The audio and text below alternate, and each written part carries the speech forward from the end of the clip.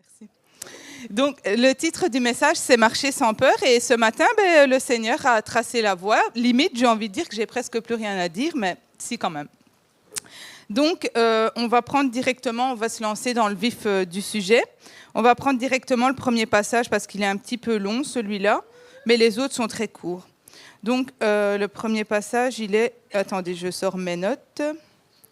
Voilà, il est dans l'Exode 14, donc la vision de Marilyn ce matin. Et justement, c'est du verset 1 à 15. Je vais lire la version de l'Église, comme ça. Donc, l'Éternel parla à Moïse et dit « Parle aux enfants d'Israël qu'ils se détournent et qu'ils campent devant Pi-Hahiroth, entre Migdol et la mer, vis-à-vis de Baal-Tsephon. C'est en face de ce lieu que vous camperez près de la mer. Pharaon dira des enfants d'Israël, ils sont égarés dans le pays, le désert les enferme. J'endurcirai le cœur de Pharaon et il les poursuivra. Mais Pharaon et toute son armée serviront à faire éclater ma gloire. Et les Égyptiens sauront que je suis l'Éternel. Et les enfants d'Israël firent ainsi. On annonça au roi d'Égypte que le peuple avait pris la fuite. Alors le cœur de Pharaon et celui de ses serviteurs furent changés à l'égard du peuple. Ils dirent, « Qu'avons-nous fait en laissant aller Israël, dont nous n'aurons plus les services ?» Et Pharaon attela son char, et il prit son peuple avec lui. Il prit 600 chars d'élite et tous les chars de l'Égypte. Il y avait sur tous des combattants. L'Éternel endurcit le cœur de Pharaon, roi d'Égypte, et Pharaon poursuivit les enfants d'Israël. Les enfants d'Israël étaient sortis main levée. Les Égyptiens les poursuivirent, et tous les chevaux, les chars de Pharaon, ses cavaliers et son armée, les atteignirent campés près de la mer, vers Pi-Hahiroth, vis-à-vis de Baal-Tsephon. Pharaon approchait, les enfants d'Israël levèrent les yeux, et voici les Égyptiens étaient en marche derrière eux. Et les enfants d'Israël eurent une grande frayeur et crièrent à l'Éternel. Ils dirent à Moïse, « N'y avait-il pas des sépulcres en Égypte sans qu'il soit besoin de nous mener mourir au désert? Que nous as-tu fait en nous faisant sortir d'Égypte ? N'est-ce pas là ce que nous te disions en Égypte? Laisse-nous servir les Égyptiens, car nous aimons mieux servir les Égyptiens que de mourir au désert. » Moïse répondit au peuple, « Ne craignez rien, restez en place et regardez la délivrance que l'Éternel va vous accorder en ce jour. Car les Égyptiens que vous voyez aujourd'hui, vous ne les verrez plus jamais. L'Éternel combattra pour vous et vous gardez le silence. » Verset 15, s'il vous plaît. L'Éternel dit à Moïse, « Pourquoi ces cris? Parle aux enfants d'Israël et qu'ils marchent. » On va s'arrêter là. Et donc, vous connaissez la suite. La suite, c'est que Dieu va donner une énorme délivrance aux enfants d'Israël parce que Dieu va ouvrir la mer en deux quand Moïse va frapper le bâton. Et ensuite, ils vont passer la mer à sec et l'Égypte et tous ses cavaliers, le Pharaon, périront. Et la gloire de Dieu va éclater et Dieu sera glorifié. Donc, le premier point que je voudrais aborder dans le passage qu'on vient de lire, c'est que tout d'abord, cette grande détresse a été orchestrée par Dieu. Donc, c'est-à-dire qu'ils se sont retrouvés dans une situation où ils obéissaient à Dieu, mais ils ont été malgré tout face au mur, cernés par leurs ennemis. Et donc, au début, dans les versets qu'on a lus, ils étaient sortis main levée, ils étaient sortis victorieux, confiants. Et puis, Dieu a permis que les choses se corsent et ils se sont retrouvés acculés dos au mur et ils ont pris panique. Et ce qui est marrant, c'est qu'ici, Dieu dit « Pourquoi ces cris ?» Sans blague, Seigneur. T'as un pays entier qui court après toi. Parle aux enfants d'Israël et qu'ils marchent. En fait, ce que je voulais dire ce matin, c'est pourquoi le titre du message s'appelle « Marche sans peur », c'est que, oui, on a des ennemis, on a l'ennemi de nos âmes premièrement, qui des fois lui aussi nous attaque, mais on a aussi des périodes où Dieu permet, pour notre transformation, pour nous fortifier, pour augmenter notre foi, pour glorifier son saint nom, qu'on se retrouve acculé, dos au mur, dans la panique totale. Et moi, honnêtement, je les comprends tout à fait parce que je n'ai pas un grand courage, ça je l'avoue, qu'ils étaient en train de crier comme ça. Et ce qu'on peut voir, c'est que dans la détresse, ils ont été tentés de retourner à l'esclavage dans lequel ils ont subi pendant 400 ans, je pense, si c'est bien ça, la main des Égyptiens sur eux.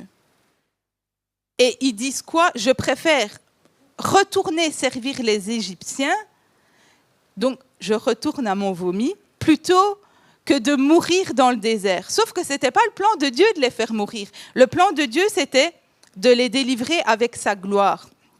Mais ce qu'il y a à dire là-dedans, si vous lisez bien, et moi ce qui m'interpelle, c'est que on ne peut pas voir la gloire de Dieu dans notre vie sans souffrir.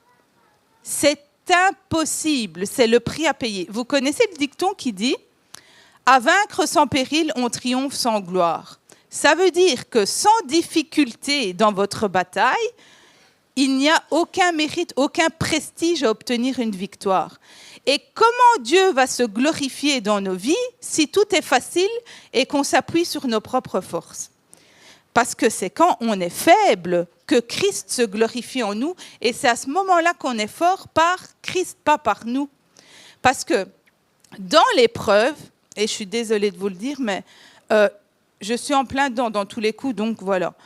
Dans l'épreuve et dans la souffrance, non seulement Dieu nous fortifie, nos forces augmentent, Dieu augmente notre foi, Dieu nous délivre et il se glorifie dans nos vies parce que quand on est face à des situations impossibles, nous sommes des témoignages. Notre entourage, notre famille, nos amis voient tout ça et c'est comme ça que Dieu est glorifié. Et donc le premier point, c'est faire confiance à Dieu, bien évidemment, mais je dois vous dire aussi autre chose. Je ne sais pas si vous avez remarqué dans la vie en général et dans les écrits, en tout cas, moi, ça me frappe, la logique de Dieu n'est absolument pas notre logique. Parce que vous voyez quand même la situation, je ne sais pas, il faut imaginer un pays entier qui cavale après un peuple sans armes. Hein. Ils sont partis avec des bijoux, des bâtons, enfin, pas grand-chose, c'était des esclaves libérés. Et là, il y a un pays entier full armé, très puissant, qui les mène vers la mer, donc le désert et la mer, donc ils n'ont aucun échappatoire. Et Dieu leur dit, pourquoi ces cris? Parce que Dieu, il avait déjà élaboré le plan. C'est Dieu qui a endurci le cœur de Pharaon. Parce qu'ils étaient partis haut la main, c'était trop facile. Et dans cette affaire, Dieu voulait que les Égyptiens voient qu'ils sont le peuple de l'Éternel et que c'est Dieu qui allait devant eux, qui marchait devant eux. J'ai dit ça, désolé, que les Israélites étaient le peuple de Dieu. Et il donne l'ordre et qu'ils marchent. Maintenant, on va passer à autre chose. Je vais enchaîner. On va prendre le psaume 23, verset 4. Celui-là, je le connais par cœur, je ne dois même pas lire. Quand je marche dans la vallée de l'ombre de la mort, je ne crains aucun mal, car tu es avec moi. Ta houlette et ton bâton me rassurent. Je ne crains aucun mal. Il n'y a absolument aucune possibilité que nous, enfants de Dieu, à un moment donné dans notre vie, on ne traverse pas la vallée de l'ombre de la mort, on ne traverse pas la vallée de Baca, on ne traverse pas le désert, parce que ce sont dans ces endroits-là que Dieu nous transforme. on va y passer ou on y passera à un moment donné, ou ceux qui y sont déjà passés, peut-être il y en a, ils y passent plusieurs fois. Moi, pour le moment, je suis dedans depuis 4 mois. Et on peut tout mélanger, hein, tout ce que vous voulez, Baka, l'ombre de la mort. Mais je ne dis pas que des fois, je n'ai pas peur. D'ailleurs, j'ai eu tellement de craintes ces derniers mois que je me suis penchée sur les versets qui parlent « ne crains rien ». Et je me suis rendu compte que dans la Bible, il y a plus que 365 fois, je crois que c'est 367 fois, le verset « n'aie pas peur » ou « ne crains rien ». Et j'ai commencé à tous les étudier. J'ai commencé à mettre des vêtements « faith over fear », ce qui signifie « la foi dépasse la peur ». J'ai une bague où il est écrit « et mets ta confiance en Dieu ». Je me fais des rappels. Et je donne aussi ma position à l'ennemi. C'est prophétique, hein. Moi, je porte des vêtements comme ça pour indiquer à l'ennemi où je place ma confiance malgré les circonstances. Et il y a des périodes comme ça dans notre vie où on est attaqué de toutes parts. On est cerné de toutes parts et tous les domaines sont attaqués. Et pour l'instant, moi, je vis ces domaines-là. Il n'y en a pas un seul qui est épargné. Mais je marche. Parce que Dieu m'a donné l'ordre plusieurs fois. Il m'a dit « marche et n'aie pas peur ». Et si vous passez par des moments comme ça, ce matin, l'ordre, la mission que Dieu nous donne, c'est « marche sans peur ». Parce qu'il est avec nous. Il ne nous abandonnera jamais. Et sa houlette et son bâton nous rassurent. Je ne sais pas si vous savez ce que c'est une houlette, mais c'est un bâton crochu que les bergers ils utilisent pour rattraper donc par le cou la brebis, enfin le mouton, lorsqu'il s'égare du troupeau. Et le bâton, c'est pour les faire avancer et les corriger quand nécessaire. Mais le verset dit « ta houlette et ton bâton me rassurent ». Vous savez pourquoi c'est rassurant que Dieu nous fait paître avec une houlette et un bâton? Ça veut dire qu'il ne nous laissera jamais nous perdre. Dieu ne perd aucun, Jésus ne perd aucun de ses petits. Il va laisser les 99 pour aller chercher celui qui s'est égaré. Et ça, c'est le cœur du Père, c'est le cœur de Dieu. Et je suis bien heureuse, moi, qu'il y a une houlette dans les mains de Jésus, si jamais on a tendance à s'égarer. Et son bâton, parce que des fois, il doit nous taper un peu sur les fesses pour qu'on avance, quand on a peur. Oui. Il y a des fois où on a tendance à rester immobile, figé. Et voilà, une fois, ça m'est arrivé. Et je ne vais pas témoigner là-dessus parce que c'est long. Mais je vais vous dire, j'ai eu tellement peur que je me suis arrêtée et j'ai perdu 5 ans de ma vie. Donc, si je peux vous donner un conseil, je ne suis pas retournée à mon vomi, ça non. Je n'aurais jamais pu retourner en arrière parce que je connais mon Seigneur et mon Dieu, mais je suis restée figée et j'ai perdu 5 ans de ma vie au même endroit, enfin, sur place, quoi, à attendre la délivrance, que le Seigneur ait pitié de moi ou je ne sais quoi. Et le temps est venu, au bout d'un temps, Dieu m'a dit « ça suffit, reviens dans ma maison ». Mais Dieu nous invite à marcher. Quand on passe par ces saisons-là, ce n'est pas des saisons dans lesquelles il faut y aller chill. C'est des saisons dans lesquelles il faut se battre. C'est des saisons dans lesquelles il faut marcher. Marcher même si on ne voit rien.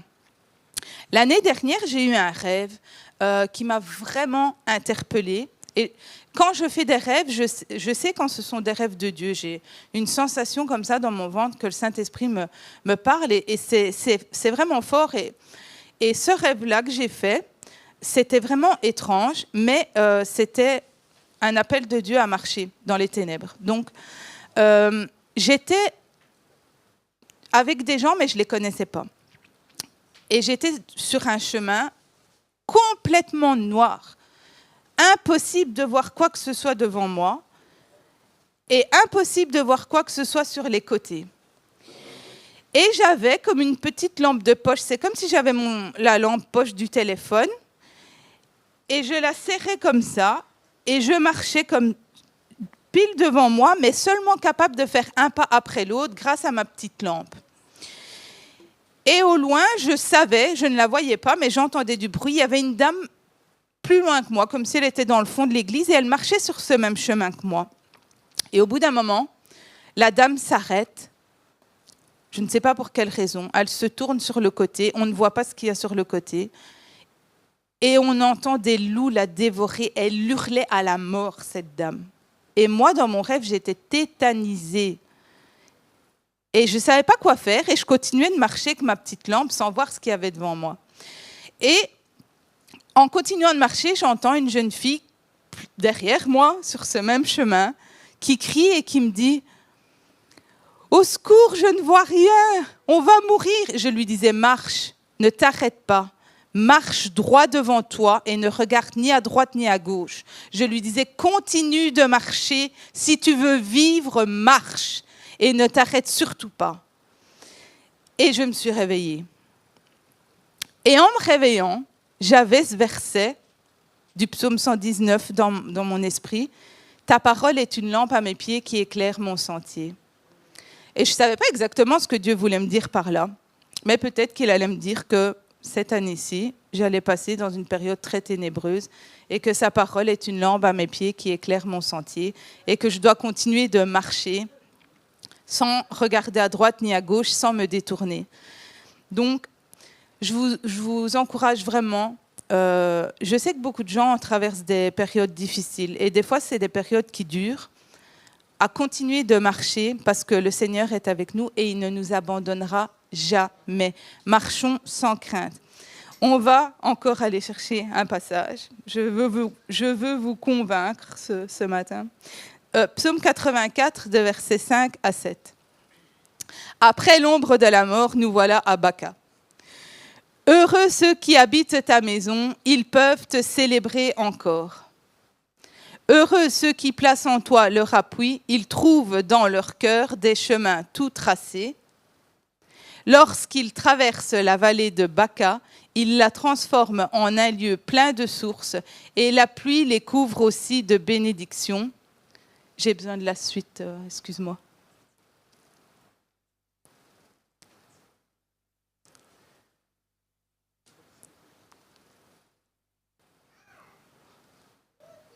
Anne. Leur force augmente pendant la marche, je pense.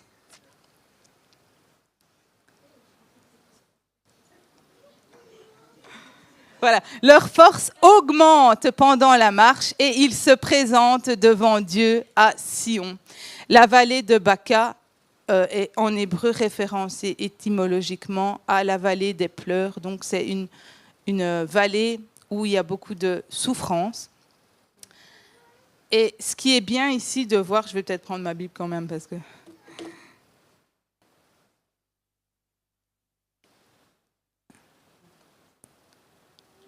Ceux qui se confient en l'Éternel, qui placent leur espérance en Dieu, qui trouvent leur refuge et leur force en Dieu,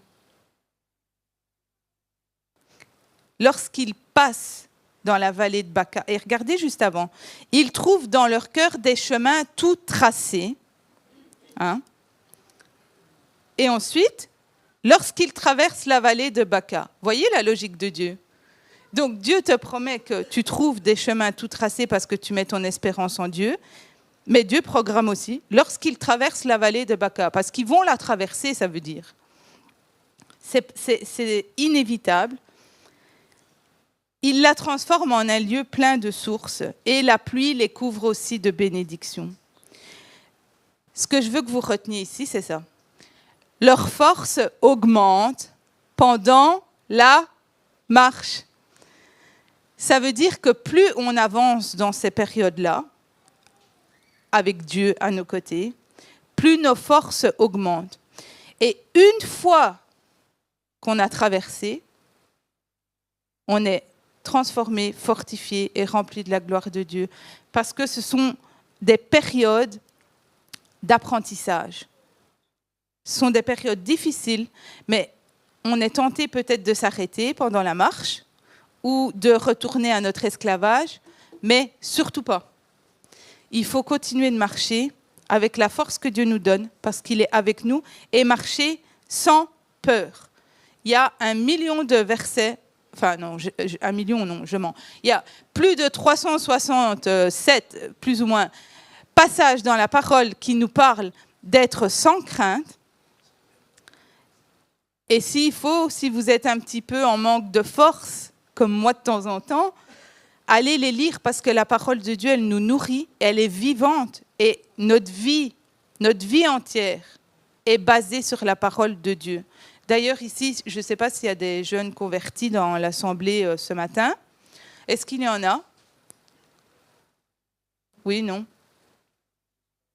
S'il y en a, ce que je vous conseille, c'est de lire la parole de Dieu et de bâtir votre vie entière sur la parole de Dieu. Dans un premier temps, n'allez pas voir les enseignements sur Internet à droite, à gauche, mais restez vraiment ancrés sur les fondements, sur la vérité seule qui est la parole de Dieu. Parce que de nos jours, sur les réseaux sociaux, on trouve vraiment des hérésies. Hein. Donc, il faut vraiment avoir la base solide, enfin, ça c'est mon téléphone, mais la Bible qui est la parole de Dieu. Je peux vous garantir que j'ai misé toute ma vie dessus et je ne regrette pas, malgré les obstacles, malgré les difficultés, malgré les vallées de la mort, de Baca, de l'enfer et tout ce que vous voulez, je ne regrette absolument pas d'être un disciple de Jésus-Christ et je n'ai pas honte de l'Évangile ni de Jésus et je suis très fière d'être un enfant de Dieu malgré ce que je traverse parce que je sais au fond de moi que Christ sera toujours glorifié dans ma vie quoi qu'il m'arrive.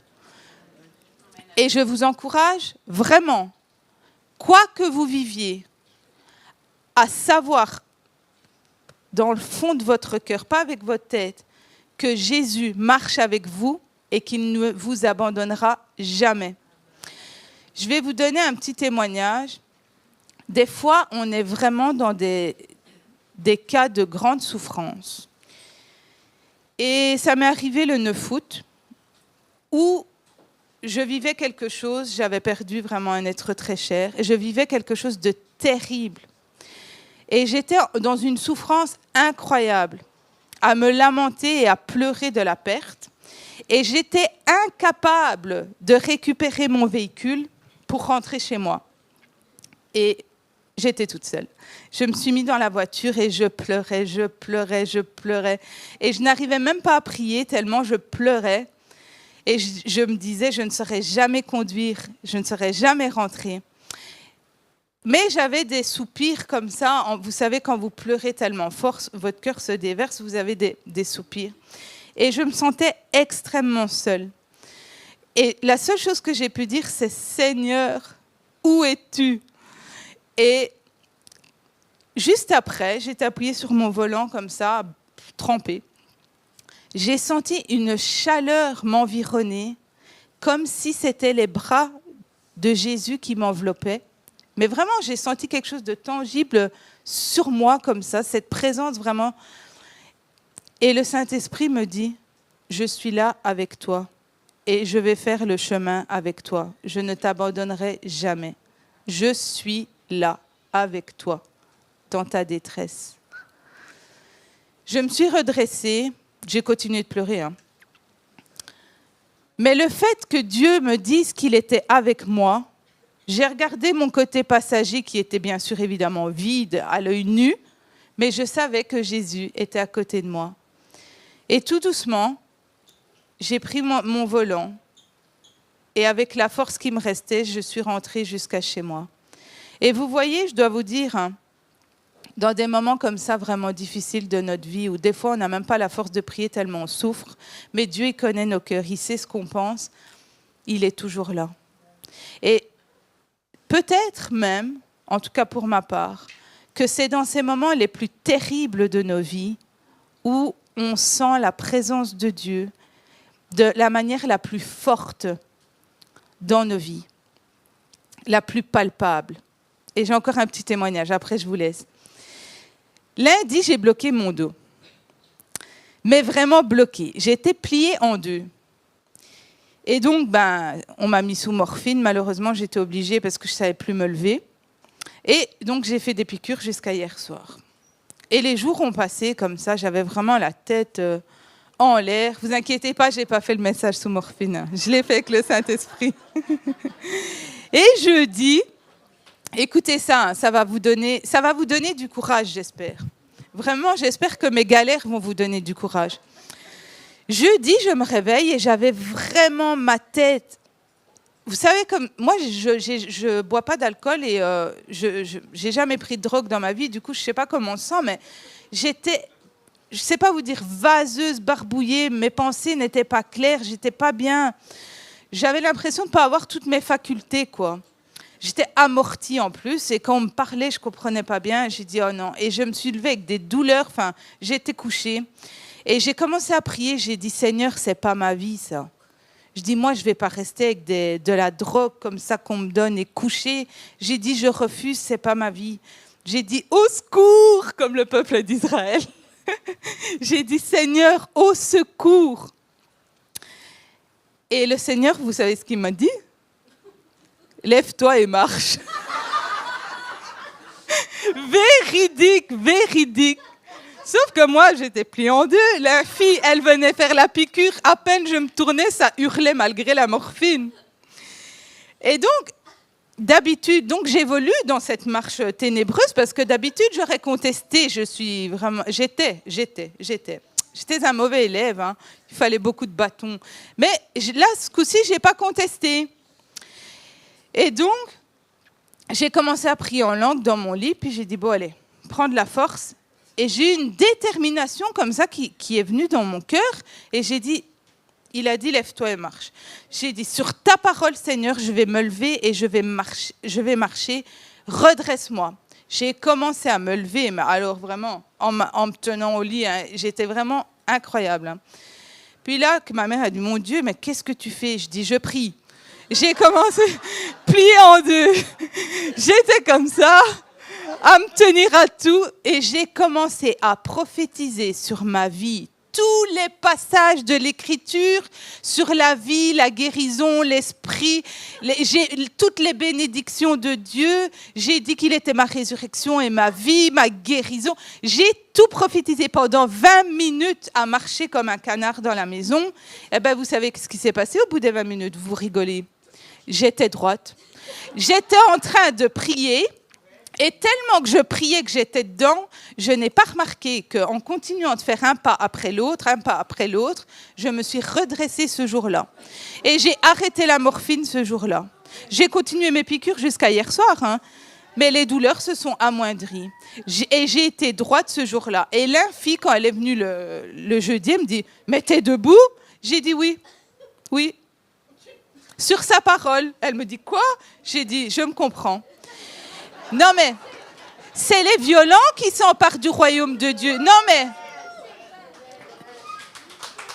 sérieusement. Gloire à Jésus. Non mais sérieusement. Il faut de la détermination et quand Dieu nous parle, même quand on est bloqué comme ça, là, que j'ai dit au secours comme une malheureuse, il m'a dit quoi? Comme d'habitude, il est illogique. Quand il me parle, il me dit « Lève-toi et marche ». Comme si c'était simple à faire quand tu es bloqué. Mais sur sa parole, j'ai obéi. Je me suis dit, s'il me dit « Lève-toi et marche », c'est qu'il va me redresser. Voyez? Et donc, je vous encourage vraiment, quoi que le Seigneur vous dise dans vos périodes vraiment difficiles, ben sur sa parole, faites ce que Dieu vous dit, marchez et surtout, marcher sans crainte. Parce que nous, les enfants de Dieu, hein, l'ennemi, il essaye toujours de mettre de la peur, de l'intimidation sur notre chemin. Peu importe le chemin qu'on emprunte, même quand ça va bien, il veut toujours nous mettre de la peur pour qu'on arrête de marcher. Mais la peur, elle n'a aucune place dans la vie des enfants de Dieu parce que Christ marche avec nous. Et tant que Dieu marche devant nous, derrière nous, sur les côtés, il est partout, il nous environne, il n'y a aucune peur qui doit vivre dans notre cœur parce que Jésus-Christ est vainqueur dans nos vies. Et bien voilà.